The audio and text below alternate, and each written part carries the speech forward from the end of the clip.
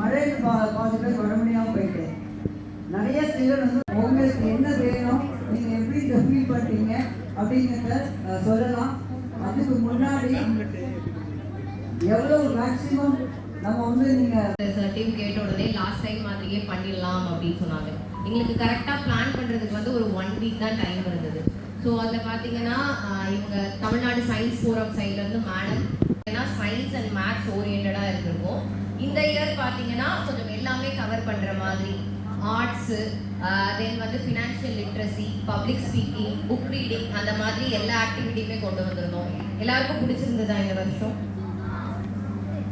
ஏன் மெயினாக வந்து இது நடத்தணும் அப்படின்னு நினைச்சோம் அப்படின்னு பார்த்தீங்கன்னா, யூஸ்வலாகவே ஸ்கூல் போனோம்னா எல்லாருமே எக்ஸாம்ஸ் படிக்கிறது அந்த மாதிரி போயிடும் இல்லையா? அதை விட வீட்டுக்கு வந்தால் என்ன பண்ணுவோம் எல்லாரும்? இல்லை இந்த கேம்ப் நடக்காமல் இருந்தால் வீட்டில் எல்லாரும் என்ன பண்ணியிருப்பீங்க? ஃபோன் பார்த்துருப்பீங்களா? எல்லாரும் கரெக்டாக சொல்கிறீங்க. ஸோ ஃபோன் பார்த்துட்டு இருப்போம், இல்லை டிவி பார்த்துட்டு இருப்போம் இல்லையா? இங்கே வந்த உடனே என்ன நடக்குது? நம்ம ஏதோ ஒரு புது விஷயம் ஏதோ ஒரு கற்றுக்குறோம் இல்லையா? சில விஷயம் நமக்கு தெரிஞ்சதா இருக்கலாம், ஆனால் நிறைய விஷயம் புதுசாக கற்றுட்டு இருந்திருப்பீங்கல்ல. என்ன செஷன் வந்து உங்களுக்கு இருக்கிறதே ரொம்ப பிடிச்சிருக்கு வரைக்கும்? என்னது? யாராவது சொல்லுங்க. டிராயிங். வேற யாருக்கு வேற ஏதாவது செஷன் பிடிச்சிருந்ததா ரொம்ப? ஸோ எல்லாரும் என்ஜாய் பண்ணுங்க. தேங்க்யூ. அப்போ நம்மளோட கமிஷனர் சார் இருந்தார், கலெக்டர் சார்.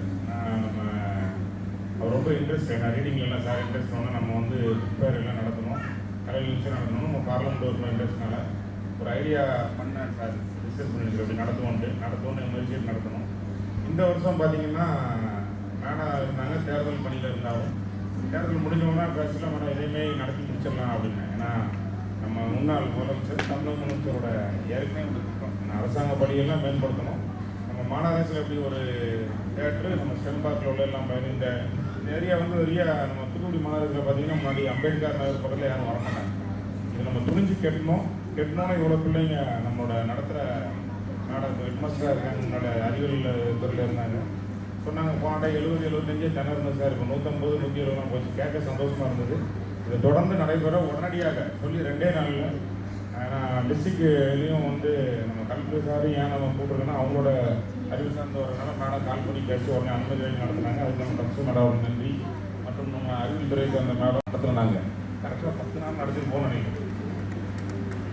23 days போயிட்டு அந்த நிகழ்ச்சியில் நடத்தினாலும் மறந்து போச்சு. அந்த டெய்லி நடத்திட்டு இருக்கோம். நம்ம எஸ்ஏ எல்லாம் சப்போர்ட்டாக இருக்கும். அனைவரும் நன்றி. நம்ம மாமன்ற உறுப்பினர் இந்த பகுதியை சார்ந்த நிர்மல்ராஜ் வந்து இந்த மண்டல தலைவர், இந்த பகுதியை சார்ந்த மாமன்ற உறுப்பினர் நாகேஸ்வரி மற்றும் நம்மளோட சுகாதார குழு தலைவர் மாமன்ற உறுப்பினர் சுரேஷ் உள்ளிட்ட இங்கே வந்திருக்க அனைத்து பேருக்கும் நன்றி. சின்ன பிள்ளைங்க எனக்கு வீட்டில் இருந்தால் என்ன செய்வோம்னா நிறைய விஷயம் நமக்கு தெரிய போகிறது இல்லை. நம்ம பேசுகிற சொன்ன மாதிரி இங்கே வந்தோன்னா ஒரு ஜாலியாக இருக்கலாம், உங்களுக்கு கண்டிஷன் கிடையாது.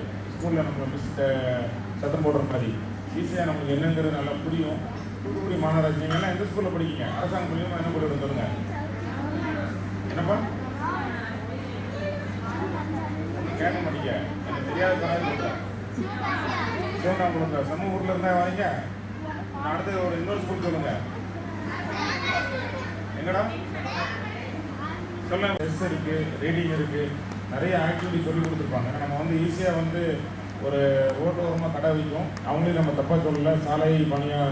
சாலையோர வியாபாரி நம்ம ஊக்குவிக்கும். ஹைஜீனிக்காக என்ன இருக்குது, எதில் நோய் தொற்று வரும்னு ஈஸியாக தெரியும். அதை நம்ம சொல்லிக் கொடுத்துருக்காங்க. இன்றைக்கி கலங்களை அறிவியலில் சொல்லிக் கொடுத்துருக்காங்க. எதில் பேக்டீரியா இருக்கும், எத்தனை நாளில் கெட்டு போகணும், நல்லாவே புரிஞ்சுக்கிட்டிங்கன்னா உங்கள் வாழ்க்கையில் ஒரு சரியாக இருக்கும். நம்ம முயற்சி செஞ்சால் தான் வெற்றி. பல ரூபமாக ஸ்டெம் பார்க் உங்களுக்கு கேள்விப்பட்டிங்கன்னா எல்லா கிட்டத்தட்ட 130க்கும் மேற்பட்ட எக்யூப்மெண்ட் சயின்ஸில் படிச்சுட்டே இருக்கிறோம்னு தெரியும். சும்மா நம்ம ஒரு கெமிஸ்ட்ரி லேபில் போனீங்கன்னா கொஞ்சோண்டு 4 எக்யூப்மெண்ட் இருக்கும். 4 பெஞ்சில் மட்டும் தான் மாட்டிருக்கோம் அரசாங்க ஸ்கூலில்.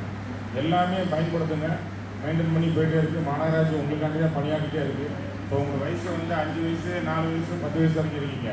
நீங்கள் தான் வருங்கால தூத்துக்குடி.